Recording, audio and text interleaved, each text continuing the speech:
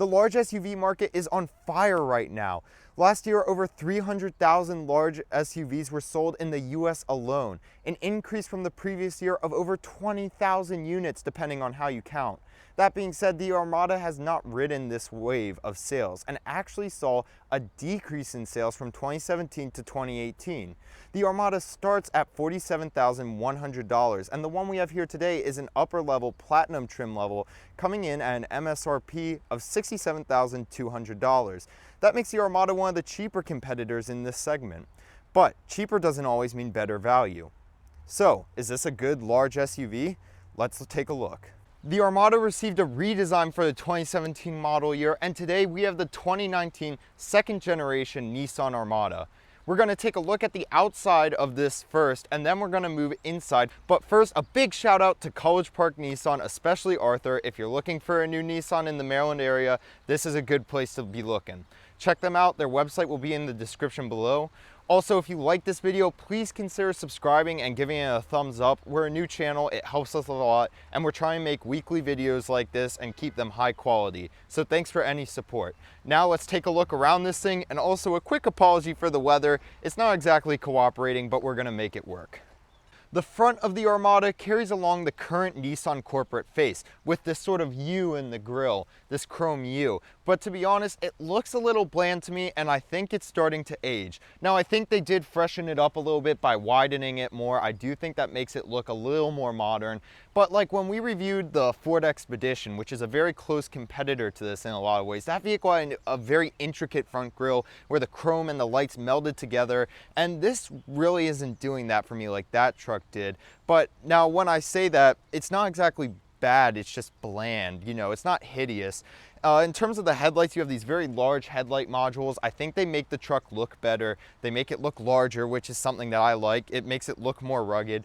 Overall, this front is certainly not ugly. I just think it's a little bit bland. Staying at the front, let's talk engines. All trims come in one flavor of engine, a 5.6 liter V8 engine producing 390 horsepower and 394 pound-feet of torque. This gives the Armada an impressive 8,500 pounds of towing capacity. That power is routed through a 7-speed automatic transmission with optional 4-wheel drive. On models with all-wheel drive, your MPG fuel economy will be about 13 city, 18 highway for 15 combined. On 2-wheel drive models, you should find about 14 city, 19 highway, and that's going to make for about 16 combined. That puts the Armada slightly behind its competitors like the Suburban in terms of fuel economy. But if you're buying an SUV of this size, fuel economy is probably not your main concern. It's probably not going to be a deal breaker.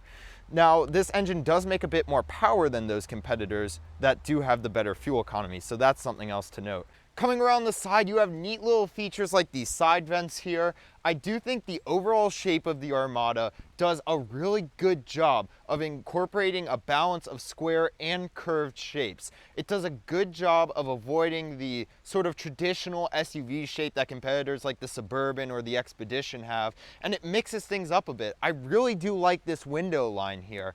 The way it's shaped, especially towards the rear, is really neat.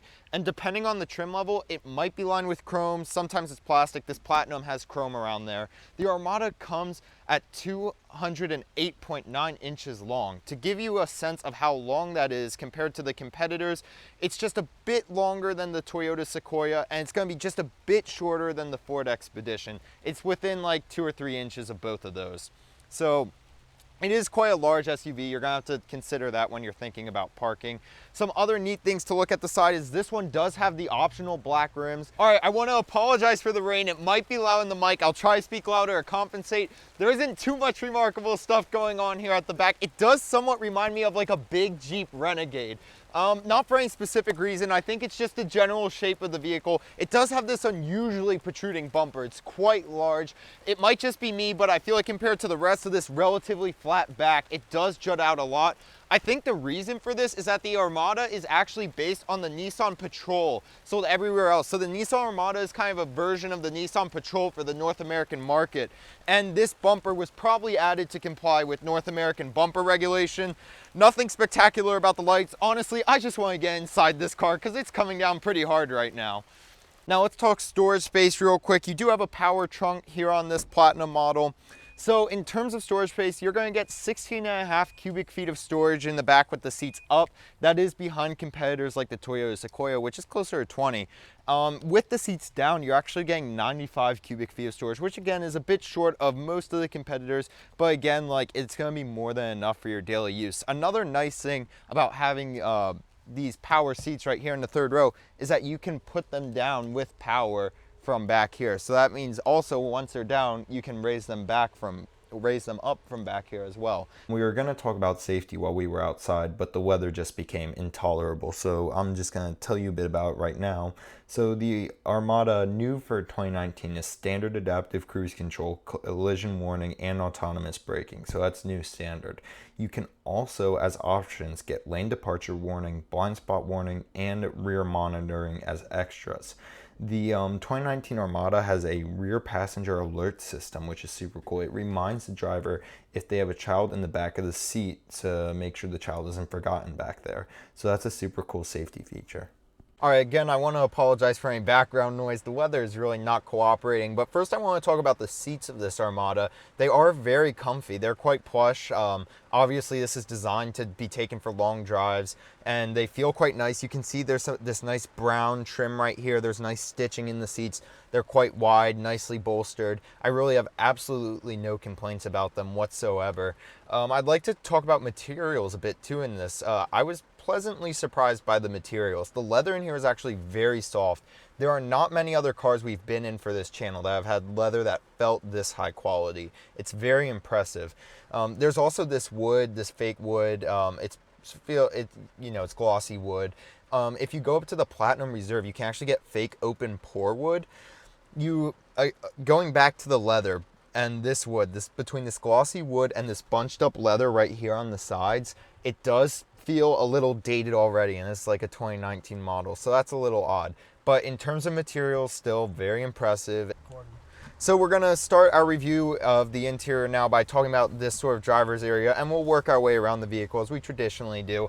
I'm gonna start by saying that it is a little disappointing that we have this pixelated display right in front of us in the driver's area. This looks like a very old display. I'm not sure when it's from. You have 4 physical gauges, which I'm not complaining about, or I'm sorry, there's 6 of them. 2 main ones and then 4 sort of side ones showing your fuel level and whatnot. And in the middle, there's just this monochromatic display. It's not very attractive. It doesn't give you much information. But the steering wheel is quite nice. It's leather wrapped. I would like it to be a little thicker, but again, that's just a personal thing. It's very easy to use. The controls for it are very well laid out to use your safety systems and whatnot. Overall, it's a good steering wheel, but not a great display. So we're going to talk infotainment here. This system looks very dated. I'm going to be honest. It kind of hurts the rest of this car. This one does have the navigation. You have your apps, and you control it using a little button in the center.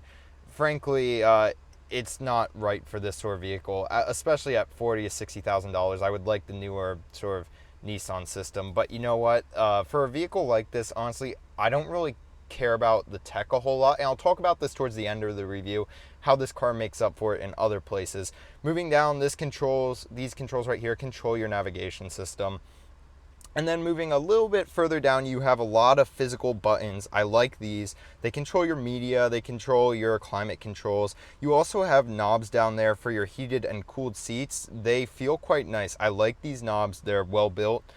Now, as we continue down, we're going to come to our shifter, which is leather wrapped. It feels quite good. I have nothing to say about it other than it's quite functional. It feels good in the hand.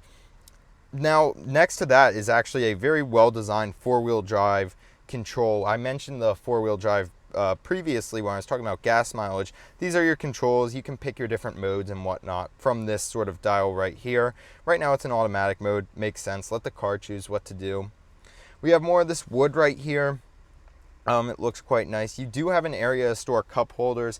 I'm not sure what you would use this square compartment for, maybe a cell phone. We have another little odd square compartment further back right there. But if you really want a large compartment, you can come back here to the very large center console. You can see there are some, there's a lot of room right here, along with this button for turning on your power outlet. Something I did just realize I forgot to mention to you when I was talking about the materials on this center area is I really like this leather. right here running up and down the sides. I think that's a really neat design element, the stitched leather. I really like that. I think it's unique and I think it's cool. So now we're in the back of the Armada, and I'm gonna say this is a great place to be a passenger. This is where I would sit when I was driving. You can see I have literally plenty of legroom. This is super cozy, lots of room. The seats here are as comfortable as they are up front. The materials are just as good. You have the wood again, along with the leather. Now the Armada can come as a 7 or 8 passenger vehicle. This Platinum has the 7 passenger captain chair option. So with that, you're getting a fixed center console, and this center console is massive. So there's storage space you can open here. Apologize for the umbrella right there, but you can literally, I can reach my whole arm in there. As you move up, you have some cup holders right here that are quite nice. And then you also have your armrest, which is actually like one of the, I think the only center console I've seen that's larger than this is in the Ram trucks. It's honestly gigantic, just to give you a sense of how large it is. Now, let's talk about passenger amenities real quick. We do have heated seats back here, which is quite nice. We also have rear headrest infotainment systems. We'll get you a little shot of. They're little television screens, and you can play whatever media through them you like. We also have climate controls back here, along with USB outlets, which is something I would expect at this price point of around $67,000 MSRP. Now, one thing Colin pointed out to me that I did not notice is the air vents in here. For some reason, you have 2 air vents right next to each other, which is kind of strange, but also these just look dated. These look quite old to me, and frankly, you know, for a second generation, a new one that was redesigned in 2017, I would rather see some, you know, more up-to-date, nicer looking air vents. But again, like being back here, I would love to be driven in this. This is a really great place to be. So it just keeps getting better and better when it comes to the story about passengers. Usually the third row, even in these large SUVs, is very cramped. Remember how much legroom I had in this seat. So this isn't even where like I could sit comfortably. This is where I'm comfortable and more. My knees are barely touching the back right now. If I lean back, they don't even really touch them. So you could easily fit someone my size in these back seats, which is pretty impressive. That is really awesome. Now, something else that's cool about these back seats is they are power reclining. That is very cool. You also have a large window back here. A lot of times I feel like you get some small teensy window in the back seats, but this is quite a good sized window. You have air vents back here, which is nice. You don't always see air vents in the third row.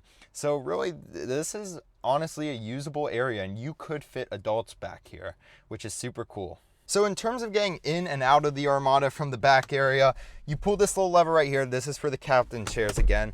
That flies up nicely for you, and you can see you have a nice way to get in and out. Now, I'm a bit younger, so it might be easier for me to get out than some older people, but for kids and young adults, that's gonna be plenty easy to get in and out of. Again, it's gonna be different for your captain chairs. For your bench seats. This might make it difficult if you are someone who has a child seat to get in and out of the back easily, so that's something to keep in mind.